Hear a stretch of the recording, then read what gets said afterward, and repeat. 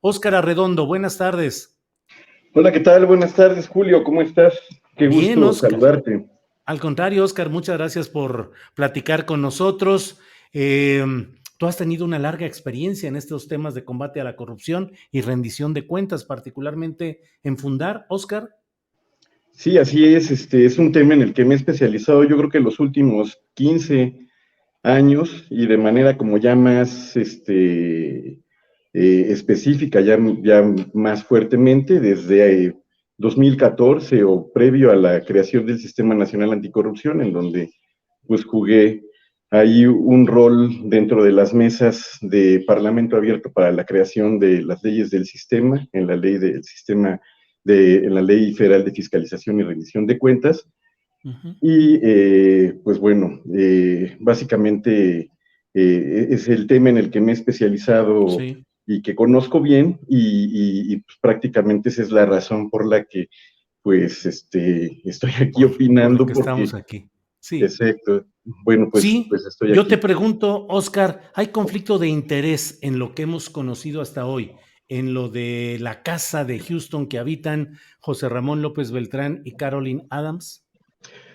Pues definitivamente, pues hay una controversia en donde yo veo especialistas de la talla de María Amparo Casar o de Max Kaiser diciendo que no existe ninguna diferencia entre este conflicto y la Casa Blanca. Precisamente ayer veía un programa de debate en Latinos dirigido, conducido por Carlos Loret de Mola, en donde estaban de invitados la misma Amparo Casar, estaba Aguilar Camín, Jesús Silva Herzog Márquez y Denis Dresser, y todos apuntalaban que estábamos en un conflicto de interés clarísimo y en la debacle de Andrés Manuel en su administración, cuando realmente a mí me parece muy lamentable que gente con ese nivel de análisis y con ese nivel de expertise en lo que es el análisis de la administración pública y lo que serían las irregularidades en el manejo de los recursos públicos, pues argumenten que existe un conflicto de interés cuando realmente no existen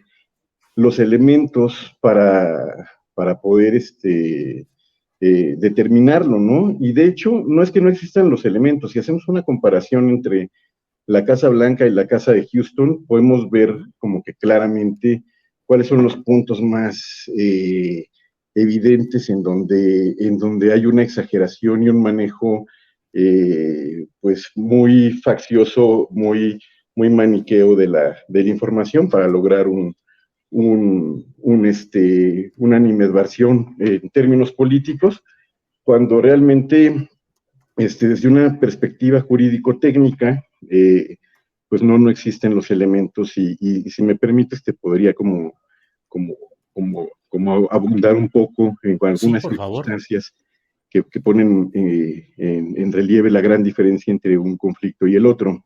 Sí, por favor. Adelante, Óscar. Pues mira, desde la perspectiva de cómo se adquiere la Casa Blanca de Enrique Peña Nieto se adquiere con un crédito hipotecario en condiciones preferenciales que da Hinojosa Cantú, el dueño de IGA, de Grupo IGA, que es una empresa que se crea prácticamente exprofeso para ser proveedor de infraestructura pública en el sexenio de Peña Nieto. La Casa Gris, en cambio, se arrienda, es una renta que se hace en condiciones de mercado. Entonces, aquí, realmente, cuando tú le regalas a alguien que lo que hizo el proveedor de estos servicios de infraestructura, Hinojosa Cantú, cuando regala un crédito en condiciones preferentes, una empresa que ni siquiera es una institución de crédito que otorga créditos hipotecarios, pues obviamente te está regalando algo para que el presidente construya una casa a su propio capricho. Y eso en la mejor zona de la Ciudad de México, ¿no? En las Lomas. Cuando aquí realmente lo que hizo el hijo de Andrés Manuel a través de su esposa o su esposa, ¿no? Uh -huh. Realmente, que tiene un vínculo conyugal con el hijo, pero no lo hizo José Ramón, fue rentar un inmueble de manera temporal hace 2 años a un precio justo en una zona que ni siquiera figura dentro de las 10 zonas más exclusivas de Houston. Ahora, por ejemplo, en cuanto al tiempo, ¿no?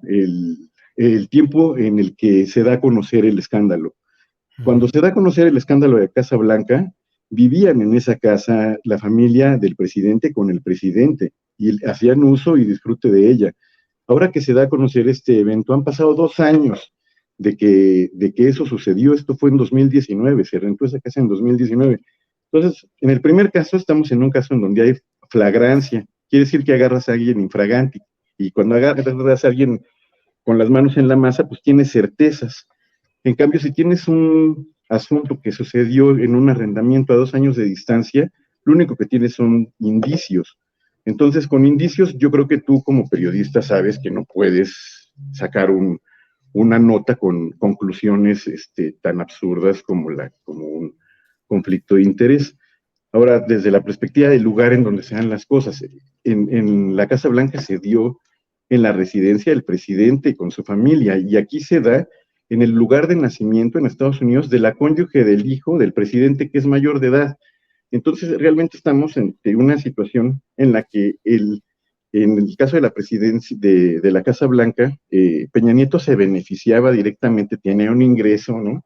Un bien. En esta casa de Houston, el presidente prácticamente se entera con una nota periodística de la que realmente no tiene ninguna ventaja ni aparente ni de ningún tipo, como para ir un poco más rápido desde la perspectiva del objeto, ¿no? ¿Cuál es el objeto en el caso de la Casa Blanca? Era hacerse de un bien que incrementa tu patrimonio, y el objeto de la casa que se rentó hace 2 años por parte de la esposa de José Ramón López Beltrán fue habitar de forma temporal un inmueble. Es decir, estamos frente a un activo que incrementó el patrimonio del expresidente Peña Nieto ante un pasivo que es un gasto que haces de manera temporal para rentar un inmueble en condiciones de mercado. Es decir, no hay elementos que yo pueda analizar. Si lo ves desde la perspectiva del sujeto directo, pues aquí estamos involucrando a los presidentes de la República, nada más que el sujeto vinculante en un caso es el esposo fue el esposo del propio presidente, en el caso de Peña Nieto, y aquí es a través de un vínculo legal de la esposa del hijo del presidente. Es decir, no hay obligación de declarar en declaraciones patrimoniales los bienes de la esposa de uno de tus hijos mayores de edad que ni siquiera son dependientes económicos. Entonces, tampoco encuentro como un conflicto desde esa perspectiva y desde la perspectiva del beneficiado, ¿no? ¿Quién es el tercer beneficiado? En el caso de Peña Nieto, pues se constituyó Grupo IGA para beneficiarse, para construir el hangar presidencial, lo construyeron ellos. Para construir el tren México-Querétaro, se había dado la licitación, la habían ganado, y fue en ese fin de semana en donde se canceló, entre un viernes y un lunes, que salió la publicación de la Casa Blanca. Si no hubiera sido verdaderamente una locura el escándalo, que lo fue, ¿no? Y que sí significó la debacle del presidente, pero hubiéramos estado ante delitos consumados, ¿no? De conflicto de interés. Entonces, se canceló, Oscar, pero ahí y estuvo. referente a la presunción, porque no hay nada todavía que muestre una relación con beneficio económico para Caroline Adams o para José Ramón López Beltrán, por la situación de la empresa de asuntos petroleros Baker Hughes. Ahí es donde mucha gente dice, bueno, es que habitó la casa de un exdirectivo de una empresa que recibió contratos en el gobierno del padre del habitante de aquella casa de Houston.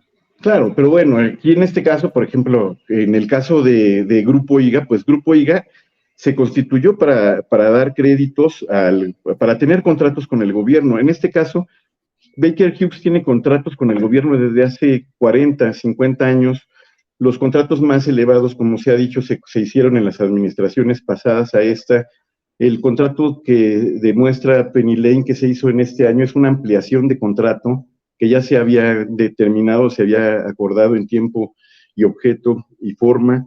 Es decir, no hay contratos que se hayan suscrito, y además esta persona, el dueño de la casa, Kate Schilling, me parece que se llama, él es una persona que no trabaja actualmente en la empresa, que desde 2019 no trabaja en Baker Hughes, que no trabajó nunca en ninguna división de contratos con Latinoamérica o con México.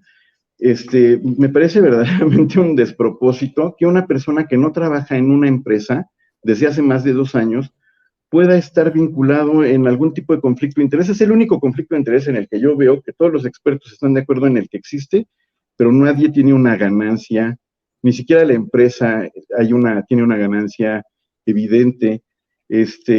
Ahora, si analizas en dónde estamos, estamos ante una situación políticamente muy particular en donde los ánimos están muy exacerbados, tanto de un lado como del otro, que no permite tener como elementos técnicos u objetividad para analizar las cosas desde su verdadera dimensión o su perspectiva. Pero si tú ves la forma en la que adquirieron esta casa y se comparten pantallazos de WhatsApp, es a través de un broker inmobiliario. O sea, nunca conoces entre arrendador y arrendatario, no conoces al dueño. Es un contrato que se hace por algunos meses, pero además se hace en Houston, en donde hay más de 500 empresas que se dedican a la producción de petróleo y exploración de hidrocarburos, donde hay más de 500 empresas de refinería. Digo, hay más de 9 refinerías, perdón, más de 500 empresas petroleras, hay más de 150 firmas de servicios petroleros. O sea, es la capital de los energéticos, ¿no? Es fácil o es relativamente fácil que rentes una casa y caiga en algún tipo de proveedor del gobierno mexicano, ¿no? En un gobierno federal que tiene relaciones contractuales con cientos o miles de empresas y en particular en el sector energético, no era difícil que pudieras tener una casa cuyo dueño fuera una persona que trabajase para una empresa, pero ni siquiera trabajara desde una perspectiva ejecutiva donde tomara decisiones. Y yo creo que se están arriesgando mucho por la respuesta que puedan tener los particulares en Estados Unidos y las empresas en Estados Unidos con este afán político que están manifestando. ¿Por qué? ¿Qué puede pasar en Estados Unidos, Oscar?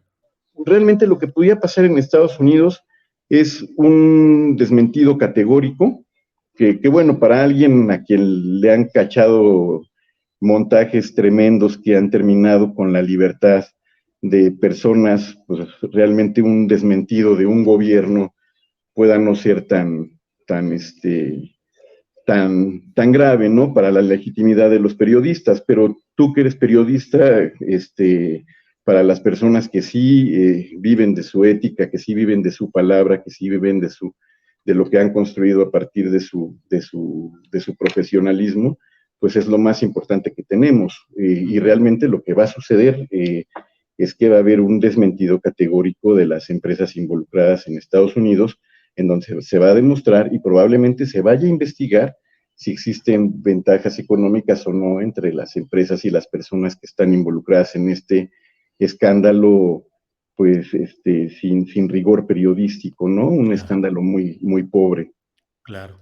Pues Óscar Arredondo, muchas gracias por todas estas puntualizaciones con la experiencia que tienes respecto a estos temas de corrupción, de políticas públicas, rendición de cuentas, y pues te agradezco mucho. ¿Ahora dónde estás? ¿Dónde estás trabajando? ¿Dónde has trabajado ahora, Óscar? Pues ahora estamos aspirando algunas políticas públicas en diferentes sectores en términos de políticas anticorrupción y